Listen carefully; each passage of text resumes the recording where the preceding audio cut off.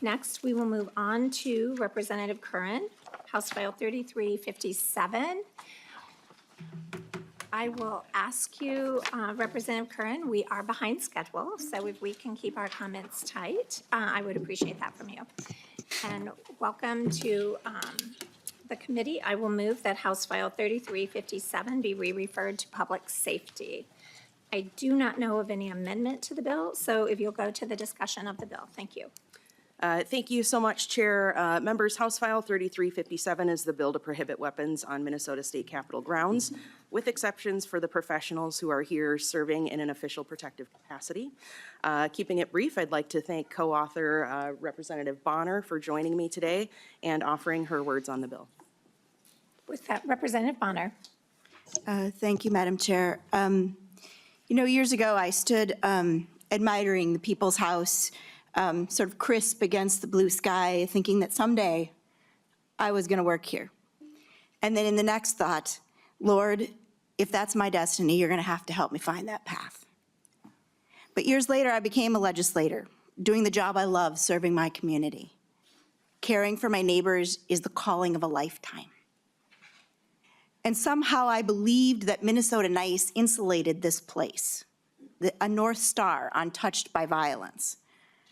But last June, that vision was shattered as a gunman took our beloved speaker, leaving a void we can't ever fill. Our colleagues were targeted, they were stalked, and they were hunted by a gunman prepared to kill me and my family. Everyone in this room carries invisible wounds that may never heal. But returning to this space has been harder than I anticipated. A place where I once took solace, where our leader taught us to rise above the partisanship, to take off our red jerseys and our blue jerseys, and to do the people's work. But doing that work with the threat of guns looming over our heads, over our words, is an immense weight to bear. And for me, that means standing on the House floor trembling with fear. But that is what I will do. And I will stand bravely and defiantly on that floor because my community needs to see their representatives standing up for them. But today we can forge a path together. We can honor our fallen leader. We can uphold our democratic process. In a sanctuary ruled by discourse and discussion, where passion and persuasion reign, let us create a sacred space for words, not guns. I urge your support of the bill. Thank you, Madam Chair. Thank you, Representative Bonner, and I just want to acknowledge the trauma that you've been through, and I appreciate your coming back and testifying and talking about that trauma in public. I really value you for that. Members, is there any discussion to the bill? Madam Chair, there are people who are here to testify. You know what? My elbow was there and I missed it, so apologies. I would like to invite Anna Leamy to the testifier stand. Thank you so much, Chair Nash. It is a team effort. Thank you. When you're ready, if you'll state your name for the record and begin your testimony, please. Co-chairs and members, my name is Anna Leamy, Director of Government Relations and Advocacy for the Minnesota Gun Owners Caucus. I'm here today in opposition to House File 3357. It is important to note that it is already a crime to possess or carry a firearm at the Minnesota State Capitol complex without a Minnesota permit to carry. With weapons screening in place, bad actors carrying dangerous weapons cannot enter the core buildings of the state capitol. The proposal does not target violent criminals. It targets peaceable citizens. Permit holders are statistically among the most law-abiding segments of our population. The Minnesota Bureau of Criminal Apprehension's own reporting demonstrates that permit holders commit crimes at extremely low rates. House File 3357 would strip these vetted citizens of their ability to exercise self-defense rights precisely where they gathered to petition their government. The Capitol complex is not an ordinary location. It is the seat of democratic participation. Minnesotans should not have to choose between exercising their First Amendment rights and exercising their Second Amendment rights.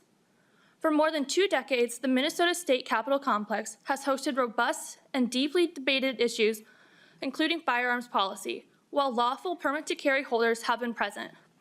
During that time, there has not been a pattern of violence caused by lawful permit holders attending hearings or engaging in civic participation. In fact, there has been none. In contrast, what our organization has observed over the years, including as recently as this past week, is that our staff, volunteers, and testifiers have faced threats and intimidation from individuals claiming to support additional firearms restriction. Expanding firearm prohibitions against peaceable citizens does not meaningfully address violent offenders. It instead restricts those who have demonstrated their commitment to lawful conduct. For these reasons, I respectfully urge you to vote no on House File 3357. Thank you. Thank you very much for your testimony. Excuse me, there is no clapping allowed. I appreciate your being here, but no clapping allowed in the audience. Representative Bonner, did you want to say something? I do, actually. And I want to be very respectful and thoughtful about this. And I do appreciate people's Second Amendment rights. And I want to say this in the kindest way possible to Ms. Levy. But all due respect, but it's a very different story when it is your body on the line on that House floor. It is a very different to sit here and talk about that when it is not your body, with guns looming over your head. It is our job to support the democratic ideals while under threat. And I don't think that the general public understands the amount of threats we actually receive. My very first threat of violence in this body came before I ever stepped foot on the House floor. I had a man send me a meme of a gentleman looking down the barrel of a long gun that said, "I'm coming for you." And somehow we have made it acceptable over the years that these threats are just part of doing business. And for my male colleagues, I want to tell you that the data suggests that women in this body are far more likely to be the targets of those threats.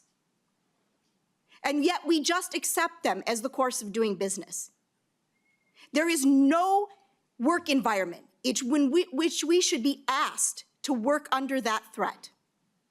And it is the job of our leadership and of our state to step up and to protect the health and safety of every member of this body as they sit on that floor, as well as the general public as they sit in these spaces to discuss our democratic principles. This is a place for passion, for conversation, for discussion. It is not a place for guns. And so respectfully, I would have to disagree. Thank you, Representative Bonner. Vice Chair Davis. Thank you, Madam Chair. For law-abiding citizens like myself who is on that House floor, you see, I don't depend upon law enforcement to protect me. I don't depend upon the sergeant at arms to protect me. I depend on me to protect me, because at the end of the day, I want to go home to my little 3-year-old boy, Seth, my 4-year-old boy. I want to go home to them at the end of the day. I can guarantee law-abiding citizens aren't coming in here to have guns looming over our heads. And now you're trying to take away my right to protect myself where I work for my people who strongly support the Second Amendment and who strongly support that God-given right for me to have it on the House floor. It appears that you're all for constitutional rights except for in the people's house. And for that reason, I absolutely will be voting no on this bill. That is a very easy no, because I want us to be able to protect ourselves. Thank you, and I would like to remind the members of this body that the individual who is accused, I want to be careful about how I say that, the individual who was accused of killing Speaker Emerita Hortman was a permit to carry holder, and that the woman who was just arrested with threats against Speaker Demuth was also a permit to carry holder. I'm going to go to Representative. Madam Chair, what does that have to do with my rights at the Capitol? I'm Question just- for you. I was reminding the body of recent events. Representative Joy. Thank you, Madam Chair. Excited to be able to talk this time. So in this legislation, you guys are trying to remove get some gun controls in to protect everybody, correct? Representative Curran. Thank you, Chair. Thank you for the question. In essence, yes, more so to ensure that the people in this building and on the complex who do carry guns are the exceptional professionals who are here to do so. Representative Joy. Just a quick follow-up. So when the Democrats had the trifecta my first year in here, why did they not pass all their gun legislation? Was there an issue in the caucus, or how come, we're looking at this now when we're a tied legislator and they're coming with gun control when we're tied and they know that they have to pull one Republican over? How come when they had the trifecta, they didn't move all this gun legislation? We generally don't discuss motives behind legislation, but would you like to respond? Sure, thank you, Chair. And I understand your question. We had quite a full agenda, as any legislature does, regardless of who the majority is. We have a really short window of time to try to get a lot of priorities done around here. And we did select some priorities, and other priorities didn't come about. I would note under the very real threats to legislators that we're facing today that is very pertinent to this bill that Chair Cleavorn was so apt to point out is that now both speakers under our agreement have faced threats of gun violence and one of them has died. The other one has benefited from ERPO laws passed under the DFL trifecta. Thank you very much. Representative Joy, I'm going to move to Representative Kosnick. All right, thank you. Representative Kosnick. Thank you.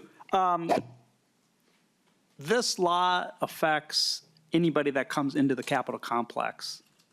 There are people that come to the Capitol complex that face threats walking to a parking lot because the park and ride behind the Capitol complex is one of the most dangerous park and ride or light rail stops in the whole system. And so I've heard of people coming here that work here on a regular basis, staff, government affairs people, that are very concerned when they have to leave the Capitol complex and because of the threats outside this building, want to be able to protect themselves with a permit to carry if something awful should happen to them, or if they're just simply walking to their car across the light rail station and something happens. And guess what? A couple years ago, right before the state of the state, there was a murder or an attempted murder outside this building. This bill does not protect somebody outside that building. I'm not sure it protects people inside the building fully, but it does infringe on people's rights to protect themselves, whether it's in the building or outside the building. This bill goes too far, and we should not infringe on people's rights in this manner. I didn't hear a question. You can have a brief comment or I can move to the next. Madam Chair, Yes, Representative Kosnick. as a member of this committee, we are allowed to make statements on the bills. Perfectly We don't fine. need to be reminded that you didn't hear a question. You will know when I have a question. Representative Just by Kosnick. simply I stating. just asked the speaker or the No, representative if they wanted to comment. No, There I'm was no I'm question directing this to answer. you, Madam Chair, I'm going to move on. that it's Representative condescending Kosnick. when you say you don't hear a Nash, do you question. have anything It's you'd very like to add? condescending and it's not necessary. Thank you, Madam Chair. I once again, shutting my members down, I have the floor. Shutting our members down is absolutely unacceptable. They have a right to make comments and direct questions on the bill. But now that I have it, we're going to ask for a roll call on this. Roll call has been requested. A roll call will be granted. Thank you, Madam Chair. So there is a patchwork that gets created with this bill. Chair Kosnick just pointed that out. I am a permit to carry holder. I absolutely, there's never been any mystery about that. I am a permit to carry holder, and I am one of the most scrutinized people before that is granted. And Representative Curran, I believe you used to work in law enforcement, and I'm sure in the sheriff's department, you saw that process going on. It is not something where you wet your finger and you're like, they're good, they're good to go. No, you're scrutinized heavily. You're scrutinized once a year as well to make sure that during the duration of your permit life that you are still allowed to be a permitted person. Those people create very, very few crimes. Now, I passed a bill a number of years ago that allowed for your permit to carry to constitute notification here at Capitol grounds. That was my bill, 2015. Prior to that and since that, there has not been one incident here on the Capitol grounds, not one. What Chair Kosnick pointed out is that outside of here, by people who are intent on doing crime that were not permit to carry holders, they did perpetrate crimes. And what this effectively does is it makes a very broad and easy victim list for any people who would like to be able to avail themselves of, as the Supreme Court said, an individual right to own a gun. So I have a problem with this. Once again, heavily vetted people. And you talk about the threats that you receive. Well, as I have offered bills here, I too have been threatened by people who were wearing anti-gun t-shirts, who came up and said, we hope, Representative Nash, that you are shot and killed in front of your family. So let's wrap our minds around that, folks. Let's wrap our minds around the fact that you would like to put this into law, and the people who are cheering you on from the sidelines would like to see me shot and killed in front of my family. Are we okay with that? I can't think that we are. But once again, the patchwork that this creates is if a guest of mine comes down here to the Capitol and they may choose to park in a lot that is actually here on Capitol grounds, and they are a permit to carry holder and they do recognize that there is a level of concern that they would like to make sure that they are protected against, this takes that out of play. Furthermore, with the implementation of metal detectors that are here and up and running and are also running outside of the gallery, Representative Bonner, right now, so that only the people who are permit to carry holders can get into the gallery. This presupposes that the people who are permit to carry holders are the ones that are intent on perpetrating a crime. And I would point out from a data privacy perspective, I'm going to channel my inner Chair Scott, that it is not known verifiably that the people who committed these crimes were 100% permit to carry holders, because it's private data and the public is not allowed to have access to it. Now, the police have intimated that they believe that they were, but it is not an incontrovertible fact. So I'm not done yet. This is a very troublesome bill. And this is, I think, certainly I understand what the emotion behind this is, but when we go after constitutional rights in a very short amount of time, in a very short hearing, where, Madam Chair, I believe, because I looked, the amount of time allocated towards the conversation last year around what would the state fossil be was about the same time that was allocated for this particular hearing. This is a big issue. We should be giving this perhaps its own hearing day, but we're not. We're going to try to run this through. And I will tell you, we're not running this through because we're voting no, and it's going to not make it out of committee because it is a very hastily written bill. It creates a patchwork of a lack of safety for people who wish to avail themselves of their constitutional rights. And I cannot support, will not support, will never support something like this. So with that, Madam Chair, I will again renew my request for a roll call and encourage members to vote no. Thank you. A roll call has been granted. Do you have any closing comments for your bill? Thank you. I do, Chair Cleavorn. Thank you so much.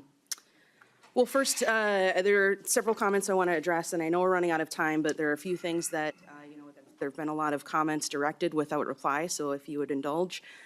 This bill's been around for years, as have many members of this committee, and I can assure the public today that what we're seeing is yet another failure of the House GOP to even entertain compromise. It's an election year, and they don't want to admit DFLers are bringing urgent, relevant, thoughtful solutions.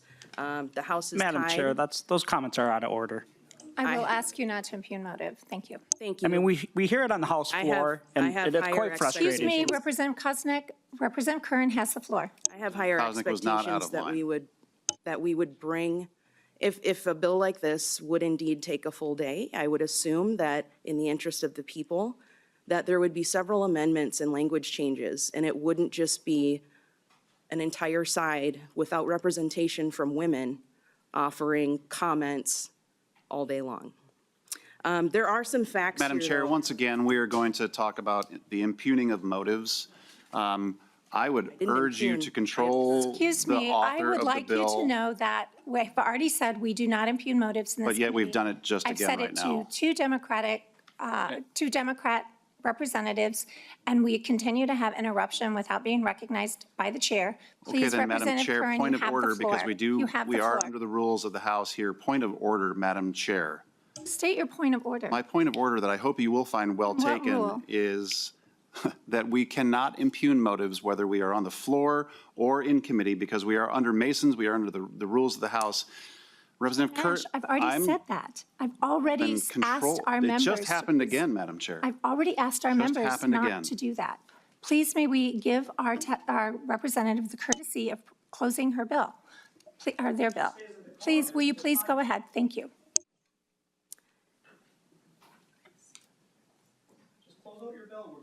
I apologize to you for this committee's behavior today. Would you please, Yes. you may start anew if you Are wish. we impugning motives Thank you. there, No, Madam I'm Chair? not. I am not. Behavior is a motive. You have the floor, Representative Curran. Thank you. I'll offer some facts. Legally purchased and legally carried weapons have been and always will be contributors to gun violence. Another fact, members, staff, and the public regularly experience harassment, toxicity, and hostility in this building, particularly in the current environment we're in. Fact, members of this legislature find it acceptable to use social media to say things about other members that may be untrue or harmful. Fact, members who bully other members on social media also carry guns. This isn't safe. Fact, members who bully the public also carry guns. This isn't safe. Please support the bill. Thank you. Thank you very much. I appreciate it. A roll call has been requested.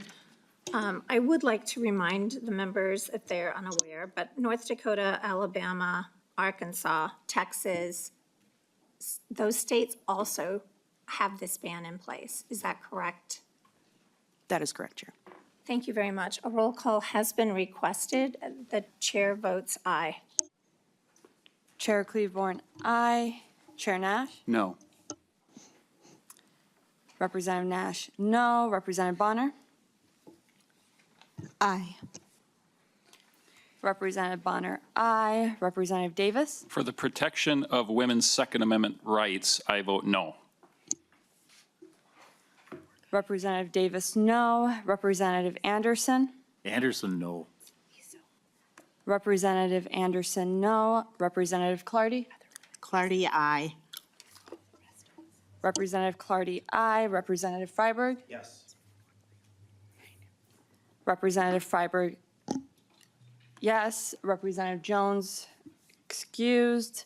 Representative Joy? No. Representative Joy, no. Representative Koznick? No. Representative Koznick, no. Representative Kraft? Aye. Representative Kraft, aye. Representative Nicolai? Aye. Representative Nicolai, aye. Representative Quam? No. Representative Quam, no. Representative Sexton? No. Representative Sexton, no.